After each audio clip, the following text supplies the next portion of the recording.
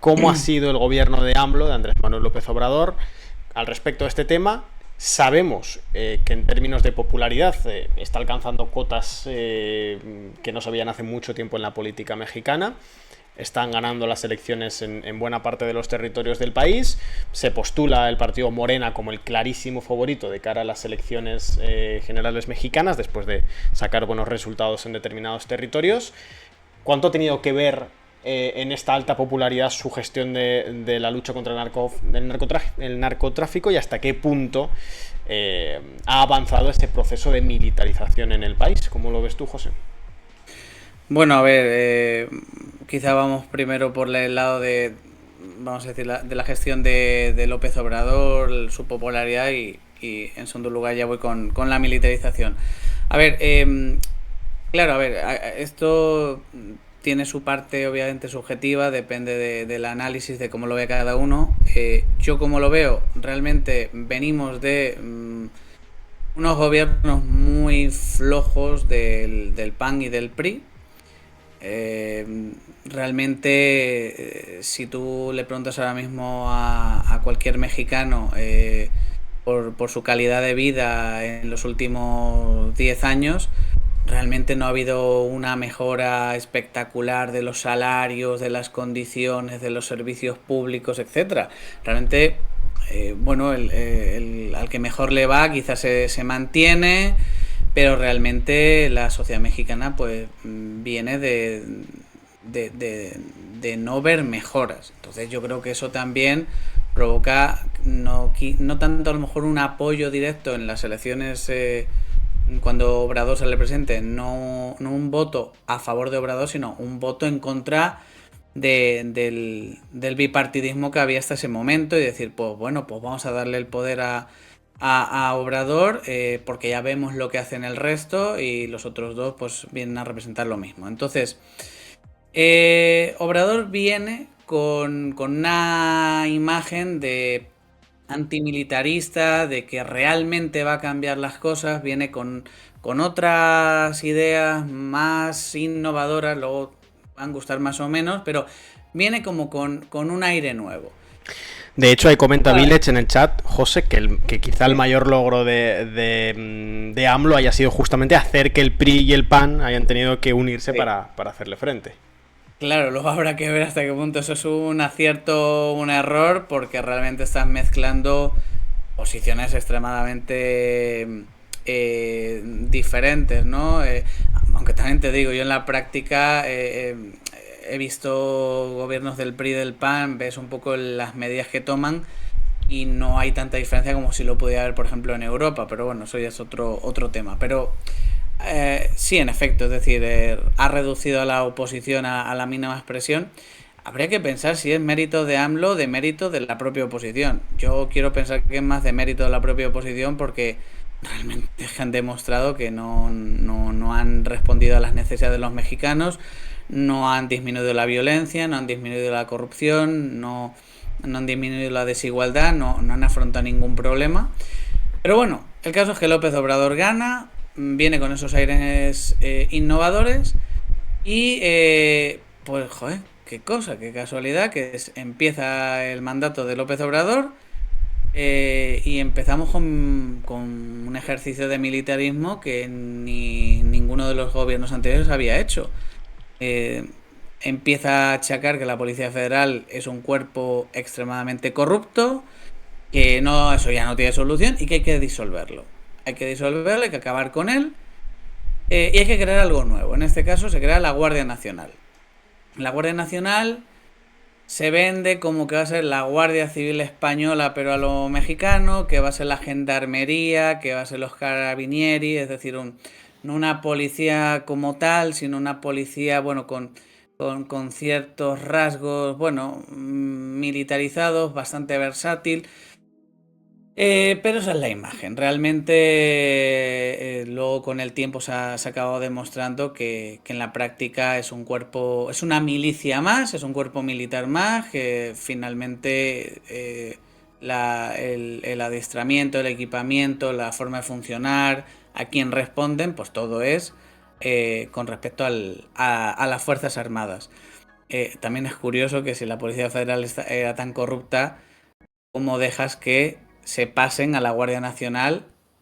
Ojo, no fueron la mayoría, pero sí hubo una parte importante de la Policía Federal, de miembros de la Policía Federal, que se pasaron a la Guardia Nacional. Entonces, bueno, habrá que ver ahí qué ha pasado, si era tan corrupto como aceptaba miembros de ahí, pero bueno. El caso es que empieza así en el ámbito de la seguridad.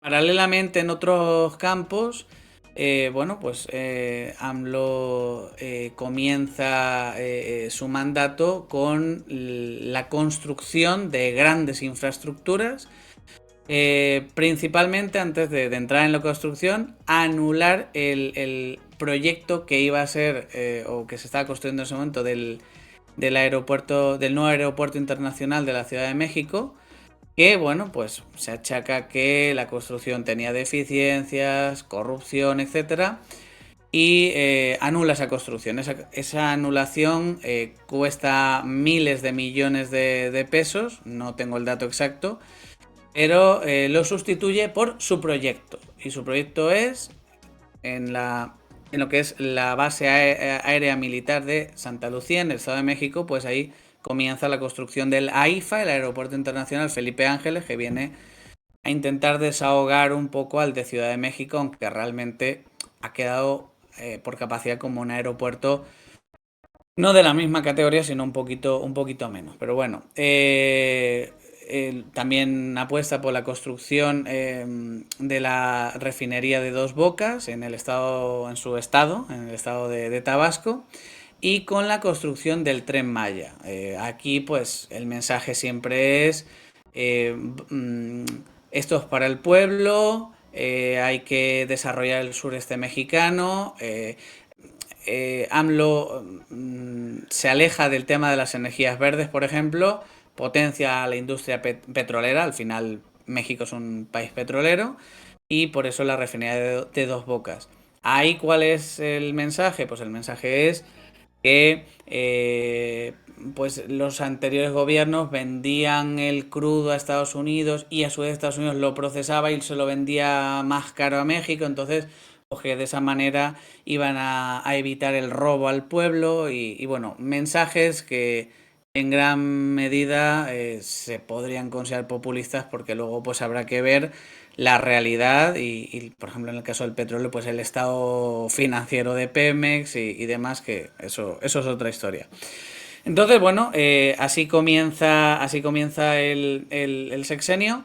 Esas obras o esas infraestructuras estratégicas ya empiezan a contar con una novedad, y es que está involucrado el ejército, concretamente la Sedena está involucrada en la construcción. Claro, en un principio, bueno, no debería de sonar raro, quizá quieres tener las obras a tiempo para venderlas como un éxito en las elecciones del siguiente, en las siguientes elecciones al siguiente sexenio, pero claro, eso ya va profundizando, ¿no? Porque como hablaremos ahora después, el Tren Maya va a ser operado por una empresa que es Tren Maya S.A. y al frente hay un general. Entonces, bueno, vamos a empezar a ver esa tónica de generales, exgenerales y demás al frente de diversas instituciones, con presencia donde antes no la tenían, etcétera. En el ámbito de la lucha contra el crimen organizado, pues el mensaje, ¿no? De abrazos, no balazos, que realmente yo no sé qué significa, porque no hay, o por lo menos a mi modo de ver, no hay un incremento desmesurado de operaciones militares contra los cárteles. Creo que se mantiene un poco en la misma tesitura, solo que ahora no hay Policía Federal, hay Guardia Nacional. Lo mismo, la tienen de un lado para otro del país, pero tampoco, que se sepa, ha habido ningún tipo de negociación con ningún cártel para entregar armas o sea, sé que realmente él ha destacado o él ha criticado mucho a los anteriores gobiernos por el tema de la militarización y de la violencia y de que eso no daba resultado, pero realmente tampoco, por eso digo, yo personalmente no sé muy bien a eso en qué se ha traducido. Pero bueno, siguiendo un poco con el gobierno de López Obrador, Pues se produce, si no me equivoco, hacia 2020, se produce algo que a mi modo de ver es bastante relevante. La detención del general Cienfuegos en Estados Unidos. ¿El general Cienfuegos quién es? Pues es, o era el que estaba al frente de la Secretaría de la Defensa Nacional con Peña Nieto, y es detenido en Estados Unidos por cargos de narcotráfico, bueno, estar coludido o estar de alguna manera relacionado con cárteles. Esto es sorprendente porque López Obrador lo aplaude que se está haciendo justicia y tal, pero algo pasa, no sabemos el qué, que empieza a solicitar la extradición a México para que en México sea donde se juzgue a este general. Ahí México demuestra por primera vez en mucho tiempo habilidades de negociación y capacidad de negociación, logra que se lo entreguen y según se lo entregan lo sueltan. Porque no porque las pruebas que se presentan contra él no sean reales, sino que no han sido válidas quizá en cuanto al método de obtención, etcétera. Pero el caso es que lo liberan. Y eso provoca un enfriamiento de las relaciones en materia de seguridad con Estados Unidos. Luego también Estados Unidos habría que abordarlo por otro lado porque no es igual la óptica que tiene la DEA con México que el Consejo lo diré, el Consejo de Estado creo que es de Estados Unidos con México. Es decir, no es algo homogéneo, no todos ven a México de la misma manera y demás.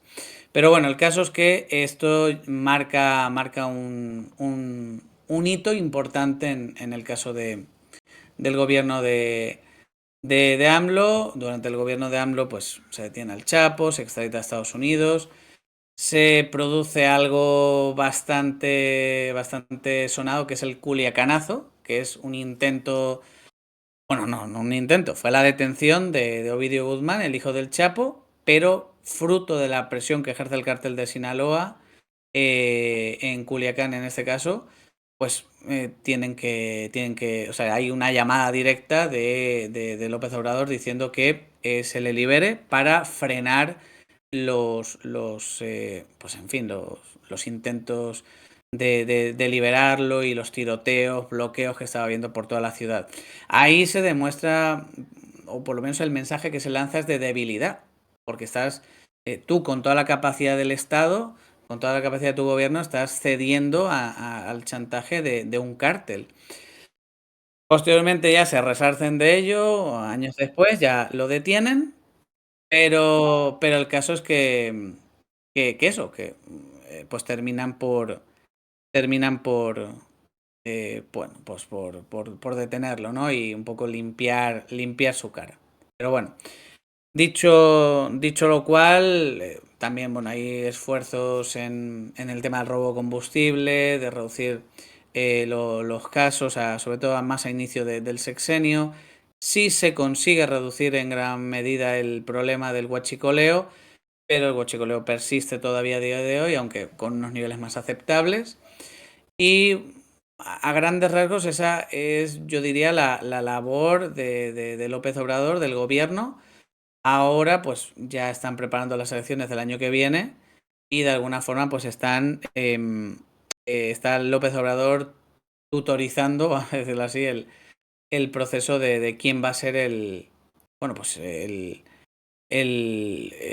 que vaya a presentarse de candidato por Morena e intentar que eso no sea una guerra civil y que el partido sea el perjudicado, el que se desangre, y que por lo tanto pues el partido, quien sea que se presente, gane y pase a las siguientes elecciones. No sé si sigo con la militarización o quizá Alex quiera decir algo. Sí, si Alex quiere hacer alguna intervención antes de que pasemos ya directamente a la militarización. Vale, sí.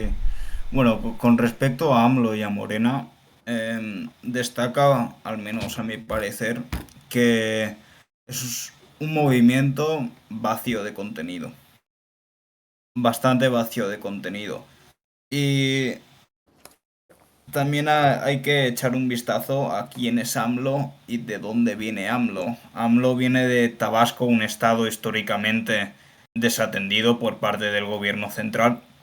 De hecho, hasta donde sé, fue un, un discípulo del por entonces gobernador de Tabasco y se pasó 15 años en la UNAM graduándose en ciencias políticas.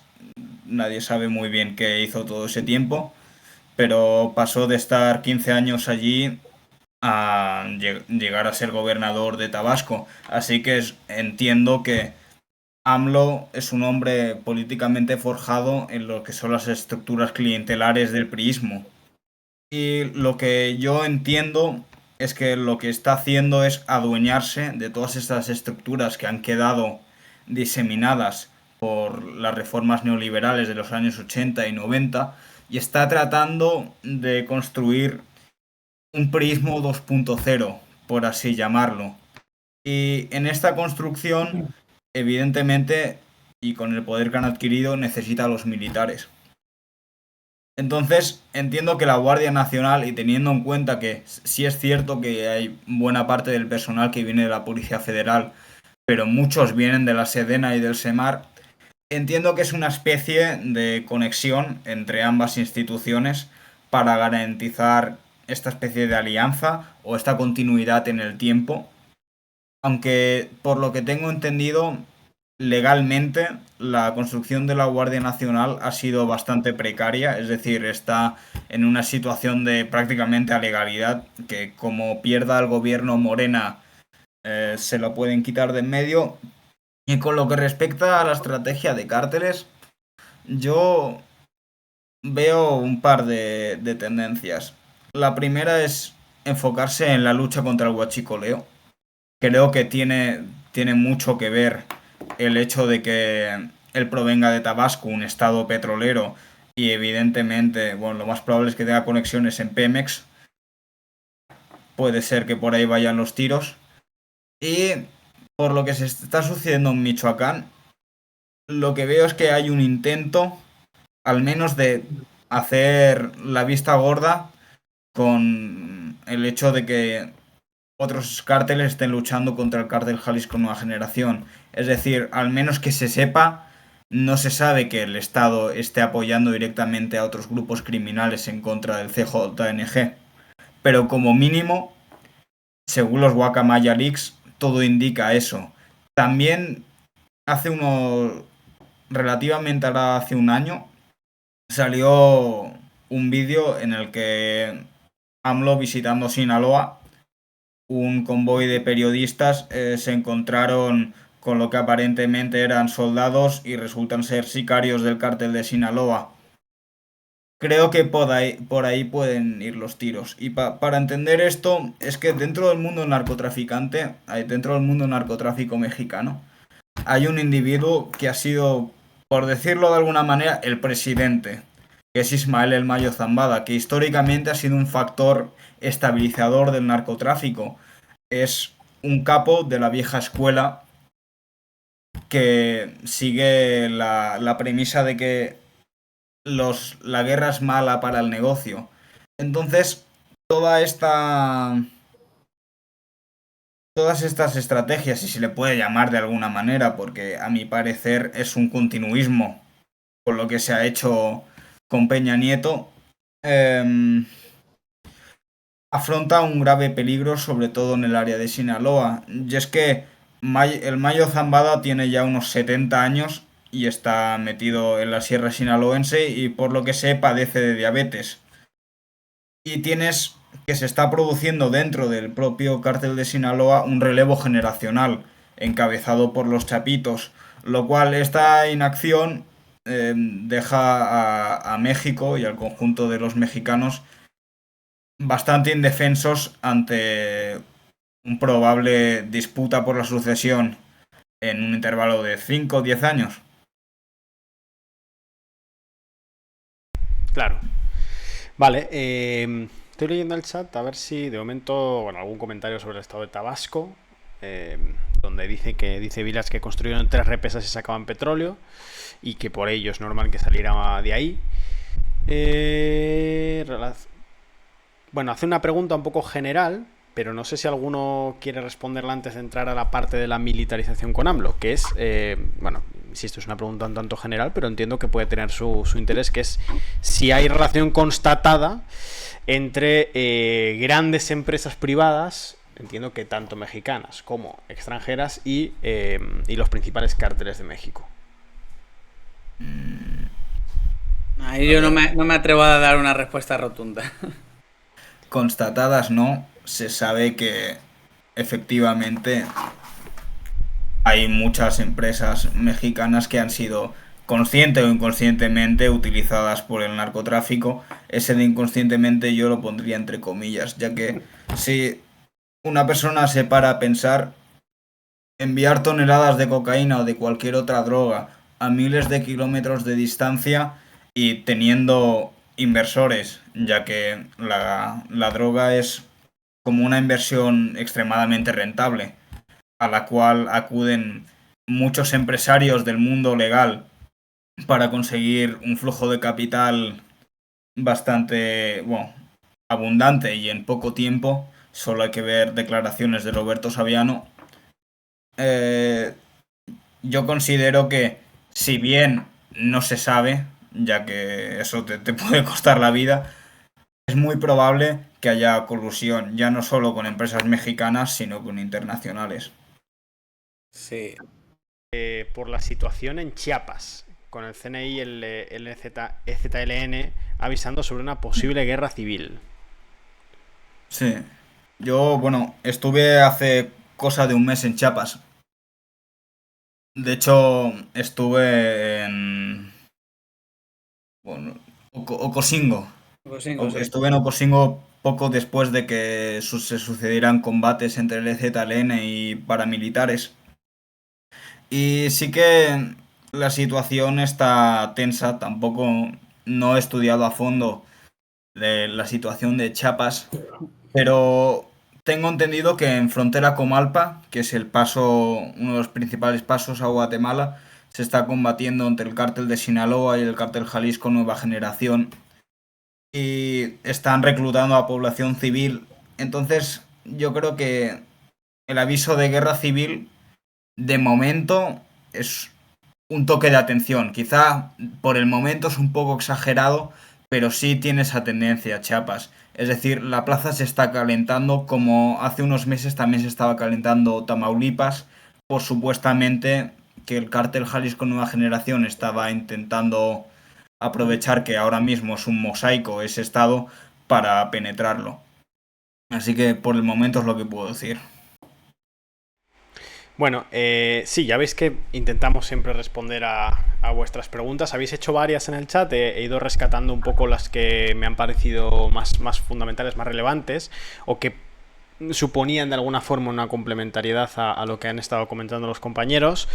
Le voy a dar ahora paso a José para que continúe con el tema de la militarización durante AMLO. Recordaros, a los que habéis entrado en este rato y nos estáis diciendo que os está gustando mucho el directo, que bueno, que nos podéis apoyar con una suscripción aquí en el canal de Twitch.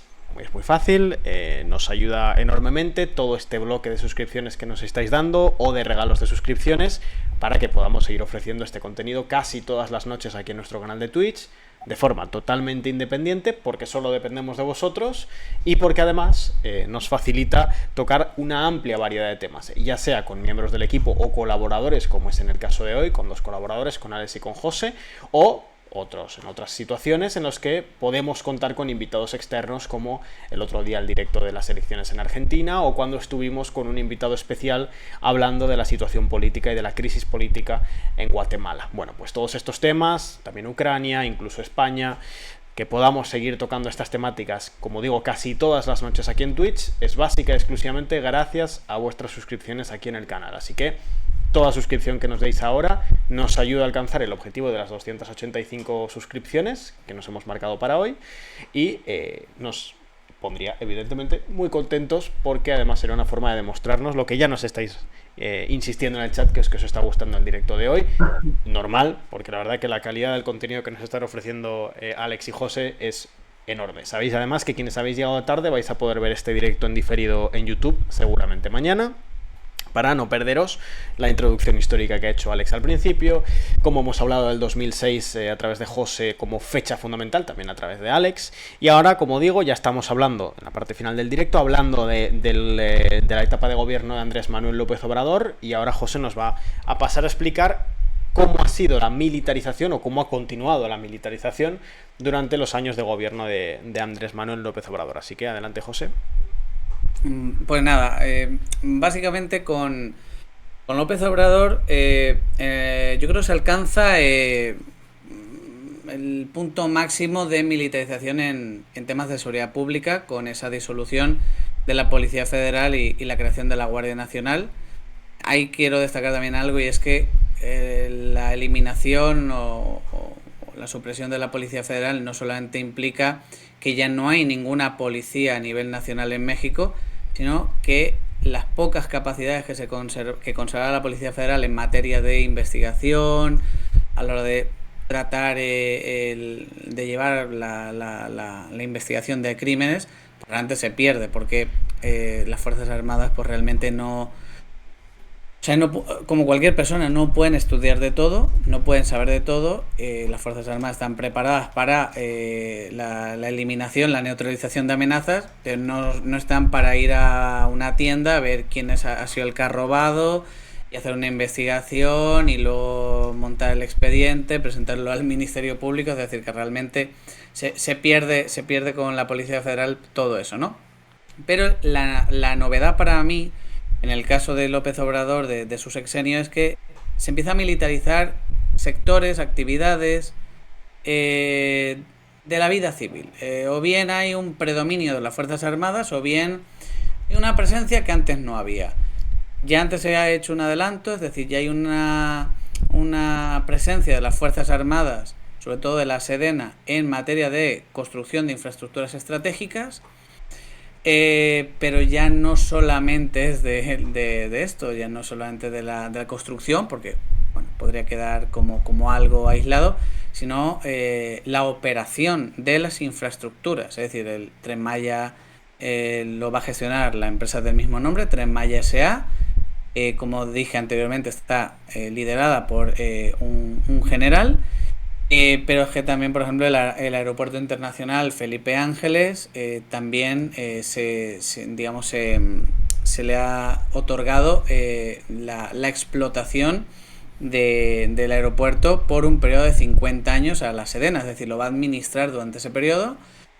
Todos aquellos sitios donde estén administrando parte de lo que obtengan va a ir directamente al ejército.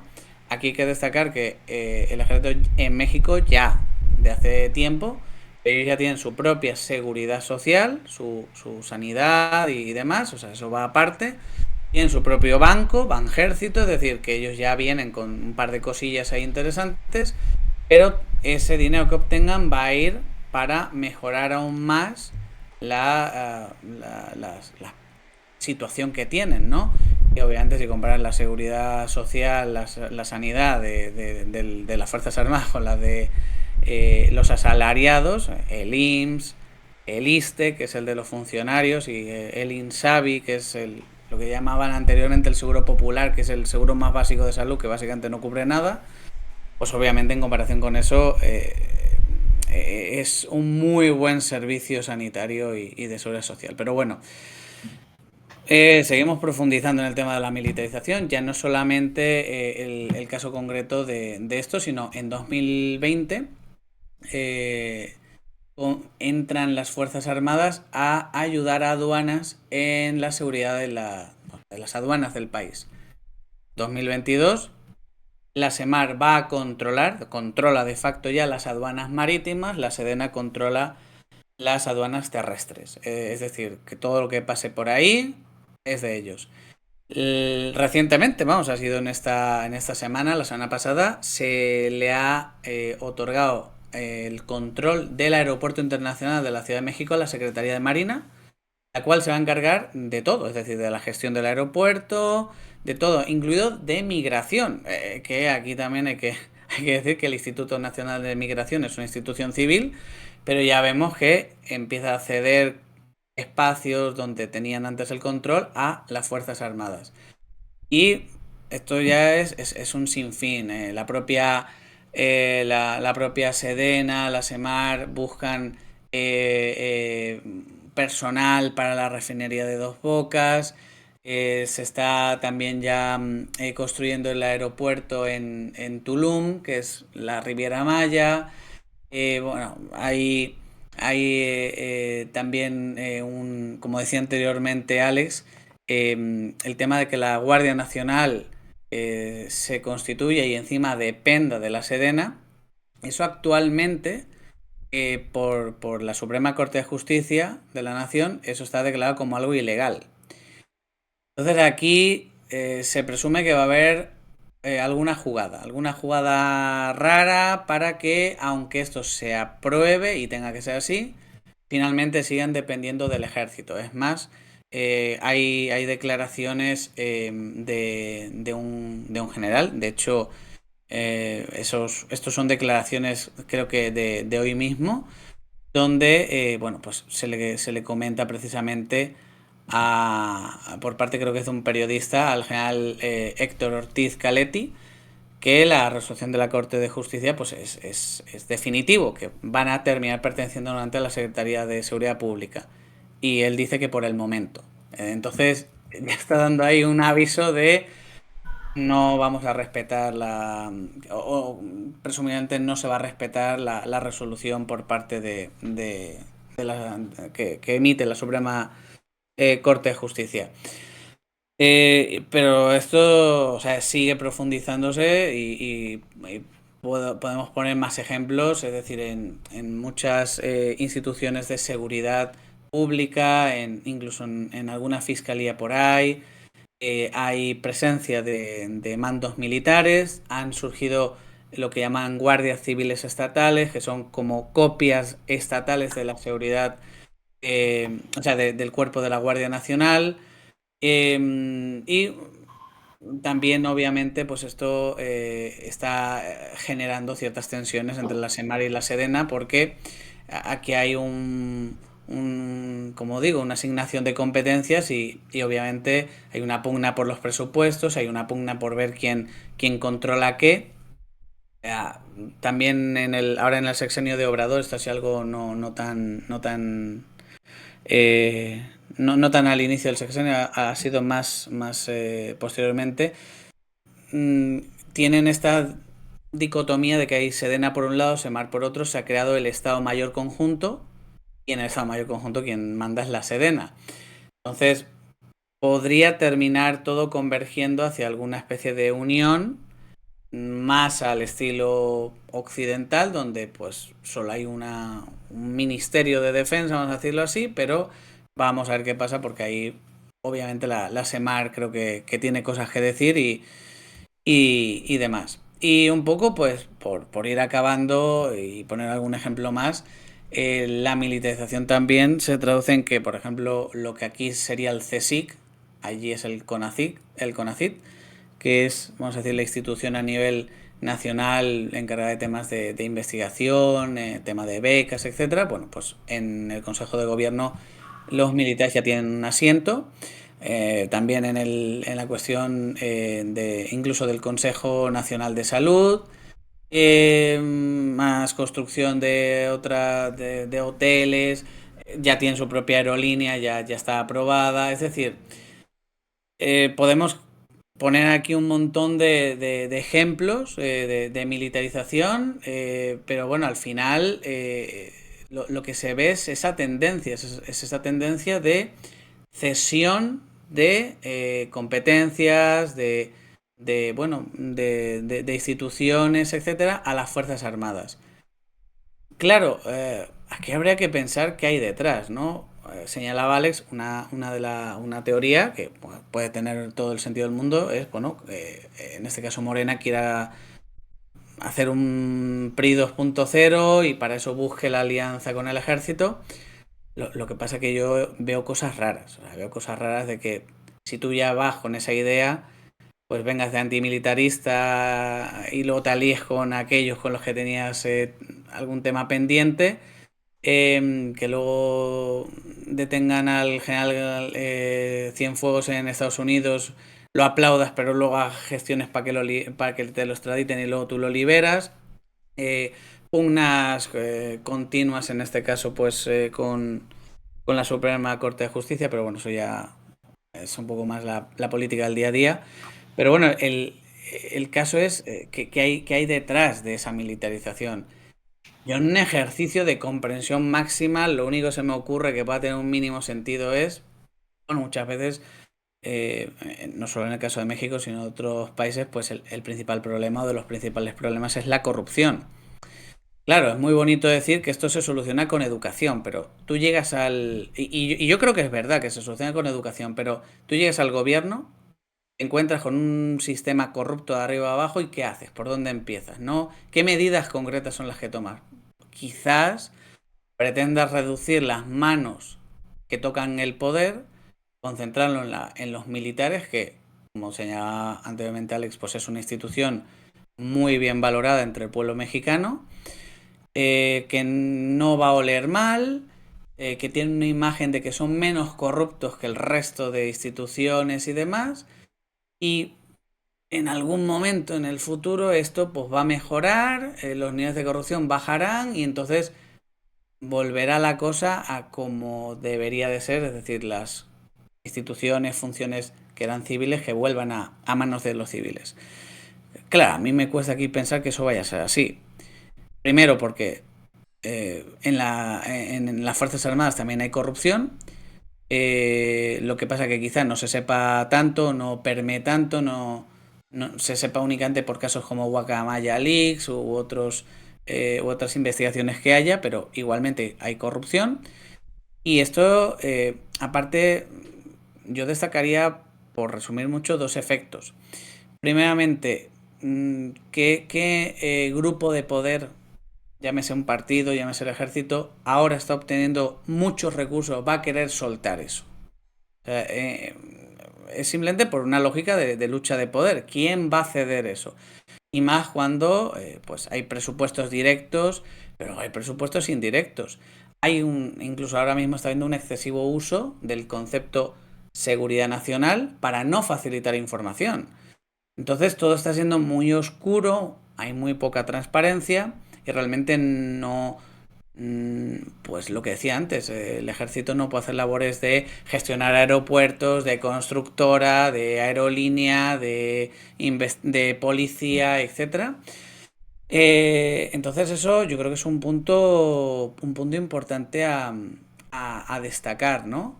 Ese hecho de cómo luego van a ceder ese poder. Entonces, bueno, esto, por resumir, ya digo mucho, el tema de la militarización, ya no de la seguridad, porque eso ya está de sobra militarizado, sino ya de la vida civil y sobre todo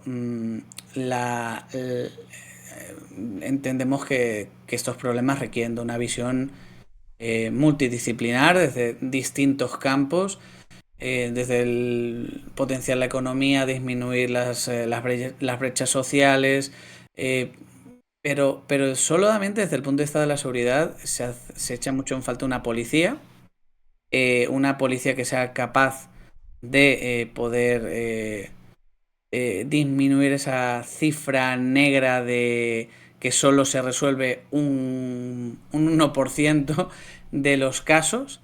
El 99% restante queda ahí en el cajón desastre ha sido un asesinato del crimen organizado, cuando quizá detrás de un asesinato concreto pues no hay un motivo de crimen organizado y hay un motivo más común, como puede ser una disputa sentimental, laboral, deuda económica o lo que sea, pero como no se investiga tampoco se puede saber de dónde procede ese asesinato, cuál ha sido el desencadenante, y por ende no se puede enfrentar el crimen, porque para tú poder enfrentar el crimen tendrás que hacer una radiografía del delito, tipo de delito, y para eso tendrás que resolver más casos. Actualmente todo recae en el Ministerio Público y el Ministerio Público realmente pues, también tendrá lo suyo de corrupción, pero sobre todo es que no tiene capacidad para gestionar todo el trabajo que hay con todas las deficiencias técnicas, humanas y materiales del mundo, ¿no? Entonces, bueno, Esto es un poco el resumen de la militarización en este sexenio, que para mí tiene pinta que va a seguir. Quizá ahora el ritmo se va a relajar porque ha sido un ritmo frenético. He dicho estos ejemplos, pero hay más. Y quizás si después de las elecciones del próximo año esto se incremente. Y bueno, pues ya en temas de libertad de expresión, hoy aquí tenemos la posibilidad de hablar, pero por ejemplo hay una institución en México que es el CIDE, que ahora mismo no sé las siglas, pero es una institución de relevancia en el caso de México. El Centro de Investigación y Docencia Económicas, bueno, pues suele emitir informes bastante interesantes de México y bueno, pues se le ha pedido que por favor pues controle lo que dicen, ¿no? Entonces esto también puede ser un cierto retroceso en un país donde los periodistas mueren apuñados por desgracia y donde en vez de ser protegidos pues son señalados por ser la mafia del poder y otras expresiones de López Obrador, ¿no?